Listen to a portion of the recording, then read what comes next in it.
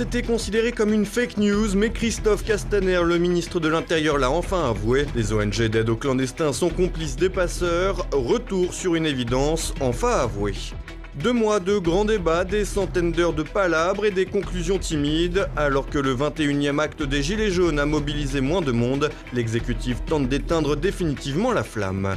Alors que la capitale alsacienne a inauguré sa grande mosquée en 2012, un nouveau chantier est en cours pour construire un autre lieu de culte musulman dans le quartier de la Méno, à quelques centaines de mètres du lieu où est installé le marché de Noël récemment frappé par le terroriste Cherif Chekat. Jean-Paul Garot, ancien magistrat et fondateur de la droite populaire, 9e sur la liste du Rassemblement national, s'est rendu sur place avec une équipe de TV Liberté. Madame, Monsieur, bonsoir. Christophe Castaner lance un pavé dans la mare après avoir longtemps dénoncé une fake news. Le ministre de l'Intérieur l'a enfin reconnu. Les ONG pro-migrants sont complices des placeurs clandestins. Une vérité qui tombe à point nommé pour le parti présidentiel en vue des élections européennes. Thibaut Bastide. Christophe Castaner a enfin avoué l'inavouable vendredi dernier à l'occasion d'une réunion des ministres de l'Intérieur du G7 qui se déroulait à Paris. Le locataire de la place Beauvau a surpris en pointant du doigt la complicité de certaines ONG venant en aide aux clandestins en mer Méditerranée. Les ONG jouent un rôle essentiel pour apporter une aide aux migrants, cela ne fait aucun doute. Toutefois, en Méditerranée centrale, on a observé de façon tout à fait documentée, je vous le dis, une réelle collusion à certains moments entre les trafiquants de migrants et certaines ONG. On a observé que certains navires d'ONG étaient ainsi en contact téléphonique direct avec des passeurs qui facilitaient le départ des migrants depuis les côtes libyennes dans des conditions effroyables, souvent au péril de leur vie. Les ONG, dans ce cas-là, ont pu se faire complices des passeurs. Les ONG doivent avoir une attitude responsable. Critiqué de toutes parts pour sa gestion calamiteuse du mouvement Gilets jaunes, cette nouvelle sortie du ministre de l'Intérieur n'a pas manqué de faire réagir l'ensemble de l'échiquier politique et surtout à gauche. En effet, les socialistes et les insoumis, largement favorables à l'accueil des clandestins, ont qualifié ces propos de honteux, estimant que le ministre italien de l'Intérieur et chef de la Ligue, Matteo Salvini, n'aurait pas dit mieux. L'indignation d'un côté, une réjouissance de l'autre. La tête de liste du Rassemblement national, Jordan Bardella, a d'ailleurs rappelé que son parti avait dénoncé le jeu des ONG avec les passeurs au moment de l'épisode de l'Aquarius en juin dernier. Vous me demandez ce que j'en pense, alors que c'est nous qui disions au mois de juin, quand on nous a parlé de l'Aquarius, que un certain nombre d'ONG, à commencer par celle qui était propriétaire de l'Aquarius, SOS Méditerranée, faisaient en réalité le jeu des passeurs. Même si donc, la justice... on peut peut-être nous reprocher d'avoir eu raison un petit peu tôt. Un petit pas vers la droite de la part du ministre de l'Intérieur qui a également révolté les principaux concernés, à savoir Médecins sans frontières et France Terre d'Asile. Si Christophe Castaner s'est immédiatement défendu d'un quelconque rapprochement avec le ministre de l'Intérieur italien, les deux associations immigrationnistes ont dénoncé un véritable appel du pied électoral. Il faut dire que ce pavé est intervenu quelques heures seulement après le premier débat télévisé en vue des élections européennes et dont le sujet migratoire a occupé une large partie des débats. Ainsi, en s'appuyant sur le rapport Frontex de fin 2016, qui parlait bel et bien de collusion entre certaines ONG et les passeurs, Christophe Castaner a ajouté la carte migratoire à l'arc macroniste en vue des élections européennes, alors que le sujet s'annonce déjà déterminant dans l'issue du scrutin à venir. Preuve de la manœuvre politique, la tête de liste de La République En Marche, Nathalie Loiseau, a fait contre-feu ce lundi matin en prenant la défense des associations venant en aide aux clandestins. Deux marcheurs pour deux sons de cloche différents, le parti présidentiel rejoue ainsi la carte du « en même temps » qui a fait les belles heures de La République En Marche lors des précédents scrutins électoraux, avec l'espoir de réussir le même coup le 26 mai prochain. Le grand débat touche à sa fin sans convaincre. Alors que l'acte 21 des Gilets jaunes aurait été plus timide, difficile de savoir où va l'exécutif et si la contestation peut renouer avec des cortèges de grande ampleur. Olivier Frère-Jacques.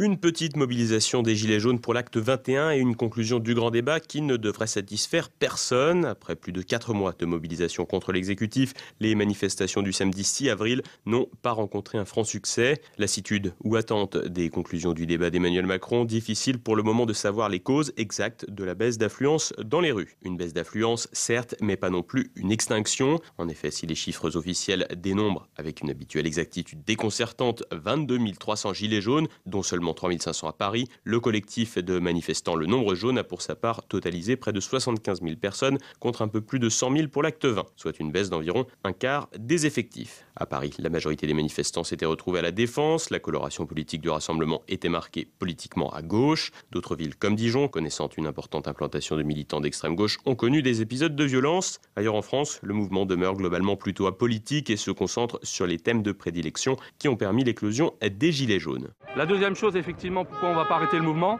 Quand vous regardez à la pompe, l'essence est 1,56 €, encore beaucoup plus que le 17 novembre, et le diesel est 10 centimes de moins. Apparemment, ils devaient le mettre au même niveau. Ce n'est pas fait. Encore un mensonge au niveau du gouvernement. Au niveau des histoires, on a encore l'histoire de Benalla qui revient sur le devant de la scène, avec d'autres histoires encore en ce moment-là. Maintenant, ce qu'il faut se dire, la loi anti-casseurs aussi qui a été bloquée au Sénat, c'est vraiment de l'amateurisme à tous les points de vue. L'essoufflement du mouvement, au moins temporaire, pourrait en partie être lié à l'attente des annonces suivant l'issue du grand débat, mais là aussi difficile d'imaginer que le résultat de la consultation présidentielle aboutisse à un apaisement des esprits. On a le grand débat qui s'est terminé. Moi, je ne l'ai pas suivi, c'est une grande catastrophe. Ils vont donc faire des annonces juste avant les européennes, qui seront aussi une catastrophe avec les 12 élus. Il ne manque plus que M. Macron en tant que Jupiter pour faire le Messie. Ça sera la scène. Le grand débat, lui, comptabiliserait entre 1,5 et 2 millions de réponses sur les plateformes mises en place par le gouvernement. Une synthèse réalisée pour le gouvernement par l'Institut de sondage Opinionway a été réalisée et présentée ce lundi matin au Grand Palais par le Premier ministre Édouard Philippe. Cette dernière devrait conforter le gouvernement dans ses petites certitudes. Ainsi, moins d'une personne interrogée sur 10 serait favorable à un durcissement de la politique migratoire. Des chiffres pour le moins étonnants eu égard au succès électoral de cette thématique lors des derniers scrutins en France. Étonnant également, il n'y aurait que 12% des personnes répondant aux questions qui seraient en faveur d'une suppression des niches fiscales. La question écologique prend également une place importante alors qu'elle était clairement secondaire au plus fort du mouvement. On retrouve néanmoins dans la synthèse quelques thèmes de prédilection des Gilets jaunes avec une demande massive de simplification administrative, notamment vis-à-vis de l'accès aux allocations, ou encore une demande de 3/4 des participants de baisser les dépenses publiques. 3/4 des participants demandent également l'intégration d'une dose de proportionnelle pour les élections législatives. Cette synthèse partielle et probablement partiale ne prend en revanche pas en compte les 10 000 réunions publiques, les cahiers de doléances et les questions ouvertes posées en ligne. Reste maintenant à savoir comment réagira la rue après les premières annonces. Des annonces qui ne devraient pas marquer de rupture nette avec les mesures prises depuis bientôt 2 ans de présidence Macron. Un regain de mobilisation pourrait donc être possible à la faveur de l'arrivée des beaux jours. Côté gouvernement, on espère jouer sur la lassitude à défaut d'avoir su bâtir un contre-mouvement de soutien massif à l'exécutif. Les fameux foulards rouges s'étaient d'ailleurs donné rendez-vous dimanche à Paris pour dire stop aux violences et soutenir le gouvernement. Ces derniers étaient entre 30 et 60. Le vrai test pour le parti présidentiel sera, outre l'épreuve de la rue qui peut revenir tel un boomerang, probablement électoral avec le scrutin européen du 26 mai prochain. Un scrutin pour lequel Emmanuel Macron aura fait campagne à moindre frais avec son grand débat. Une nouvelle mosquée pour Strasbourg, alors que la capitale alsacienne est déjà dotée de 3 mosquées, dont une inaugurée en 2012. Un nouveau complexe est en cours de construction dans le quartier de la Méno. Des images de Fabrice Wagner. 5500 mètres carrés en tout, 900 mètres carrés pour la salle de prière et 2 minarets de plus de 35 mètres de hauteur. La nouvelle mosquée de Strasbourg n'a pas l'intention de se fondre dans le paysage. Et si le chantier impressionne par son étendue, c'est parce qu'il n'a pas pour objectif de simplement proposer un nouveau lieu de prière. En effet, il s'agira en réalité d'un véritable complexe à destination des musulmans. On y trouvera ainsi un restaurant, un salon de thé, de coiffure, une épicerie et de nombreuses salles de classe. De quoi agiter les risques de communautarisme, comme l'explique Jean-Paul Garot, ancien magistrat et candidat aux élections européennes sur la liste du Rassemblement national. Naturellement, il y a de quoi être très, finalement, effrayé, en réalité, par ce qui se passe. Et parce qu'il y a non seulement la construction en elle-même, naturellement, mais il y a aussi tout ce qu'on va y faire.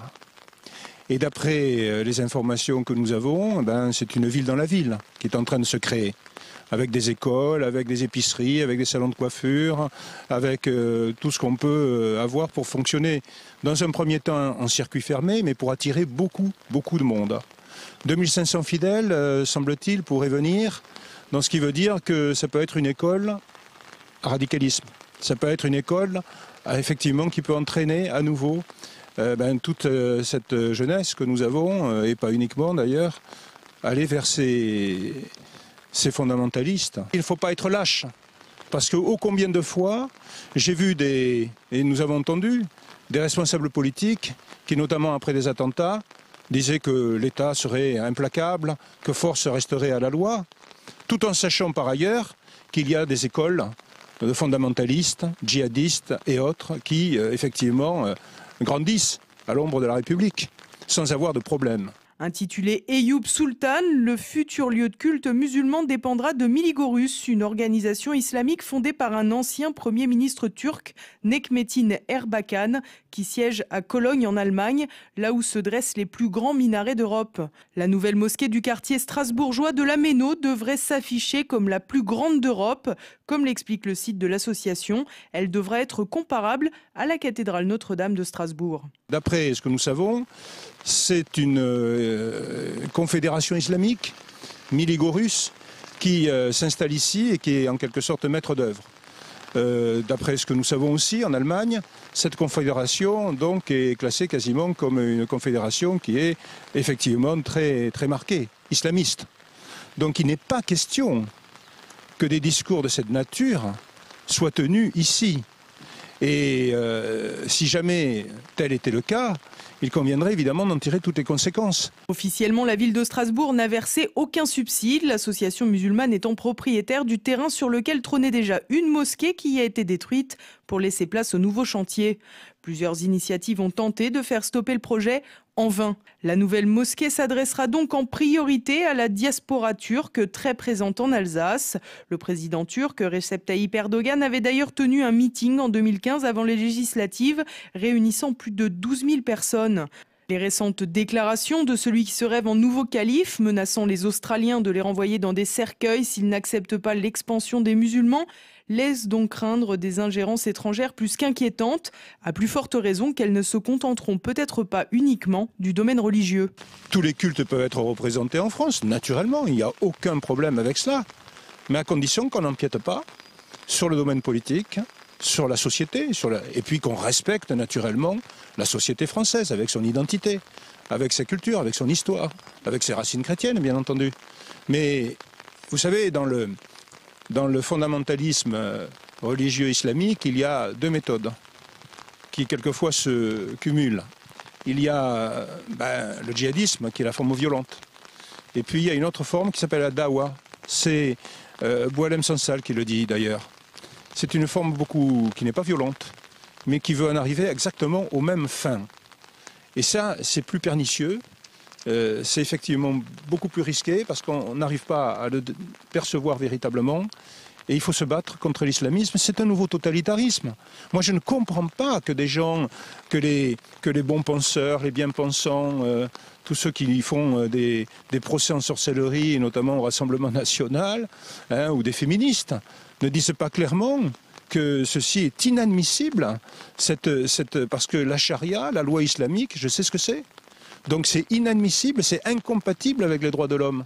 Et là aussi, la Cour européenne des droits de l'homme, on aurait, je pense, aussi beaucoup à dire par rapport à cela, parce qu'il y a une évolution, là aussi, très inquiétante sur sa jurisprudence. Voilà. 2 autres projets d'école sont menés par Miligorus, à Belfort et à Besançon. La mosquée Eyüp Sultan de Strasbourg devrait quant à elle ouvrir d'ici à 2020. Et à présent, on passe à l'actualité en bref avec Thibaut Bastide.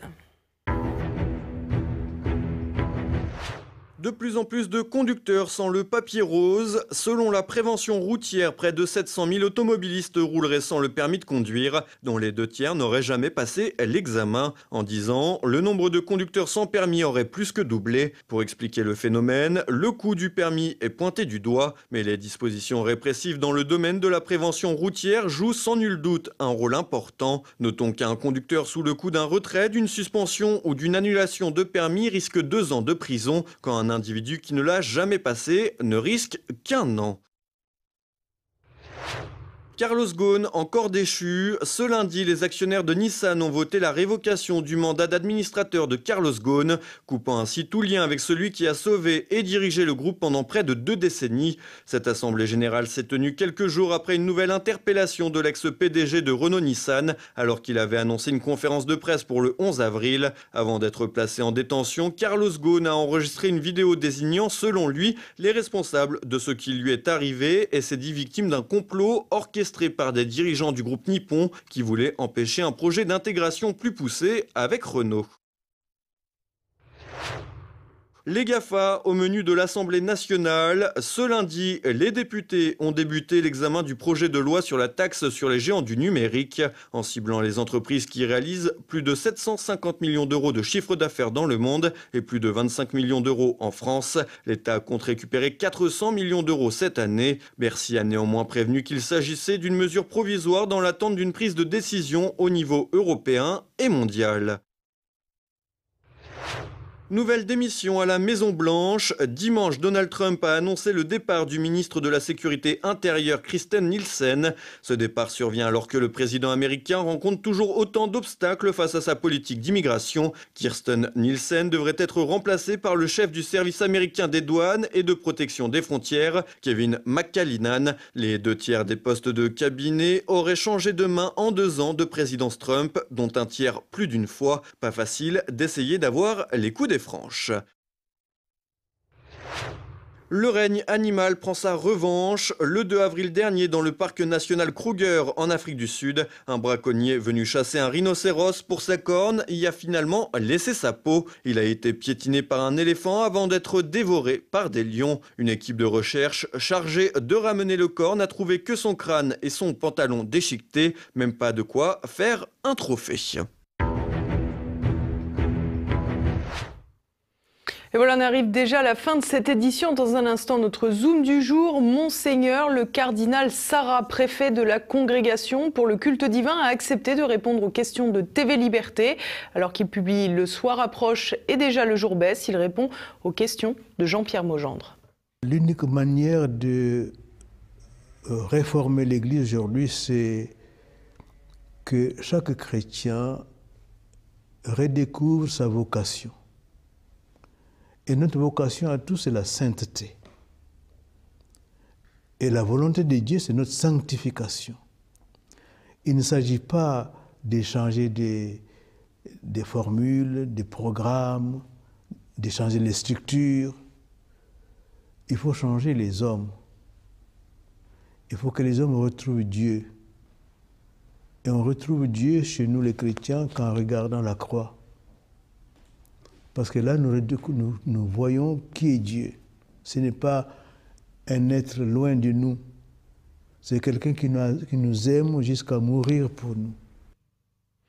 Et ce soir, retrouvez également Politique Éco. Olivier Pichon et Pierre Bergerot reçoivent Jean-Michel Vernochet pour son dernier livre, Les Gilets jaunes, l'insurrection civile, les racines de la colère. Et puis tout de suite, évidemment, la France de Campagnol de Christian Combaz et Mes libertés politiques avec François Billot de Lochner. C'est maintenant la fin de cette édition. Merci pour votre fidélité. À demain. Bonsoir.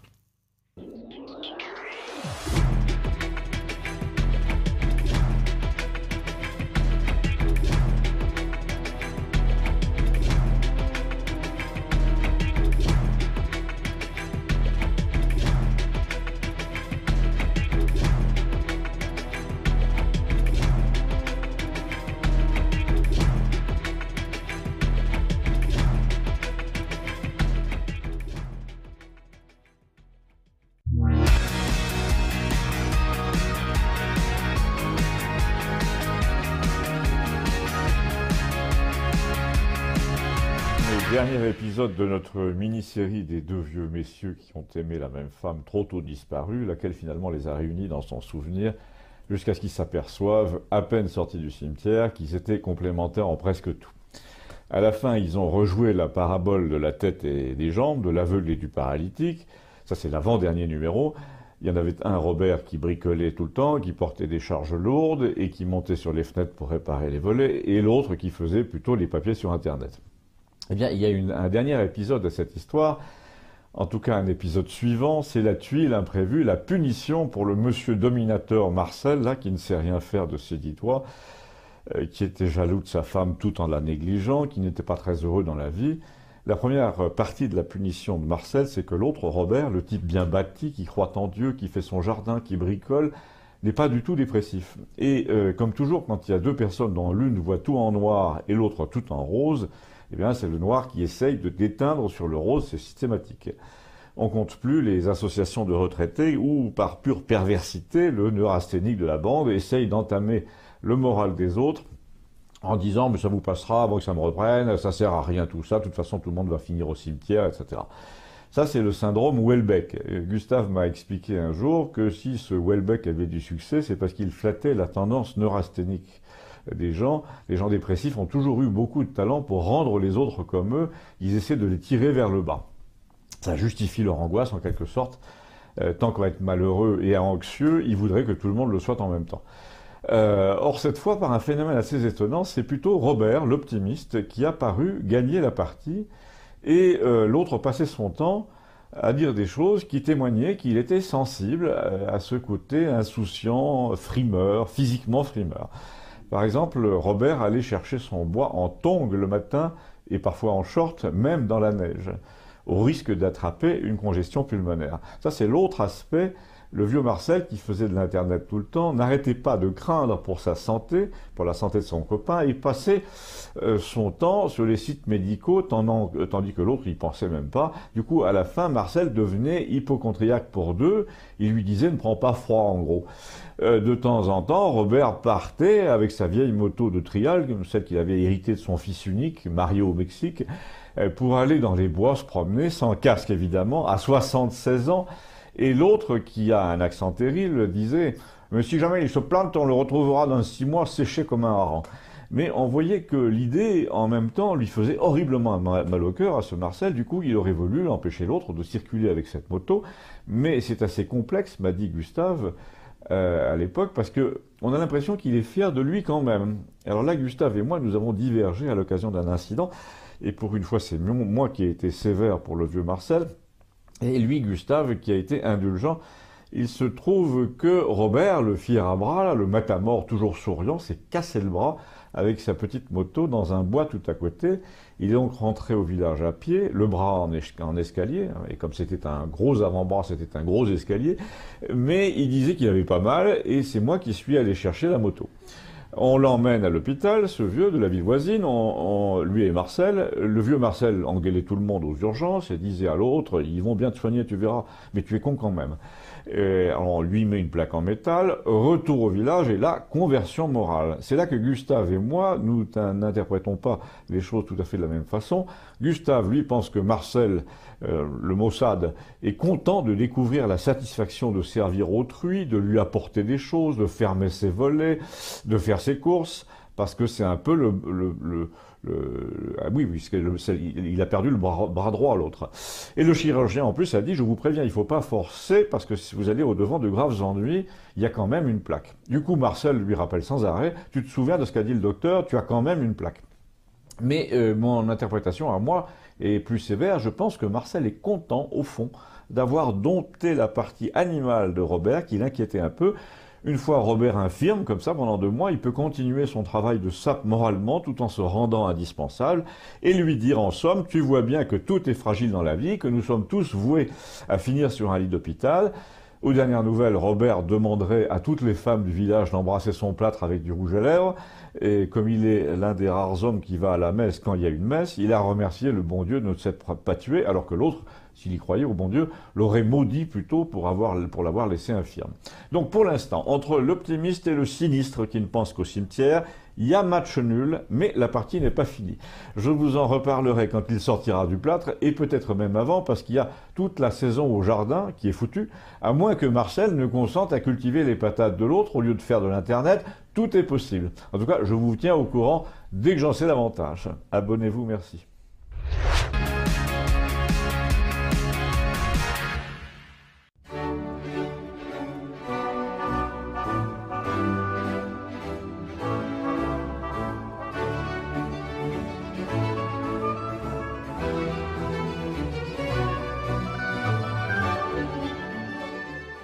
Regardons de près une étude récente du Centre pour la politique européenne.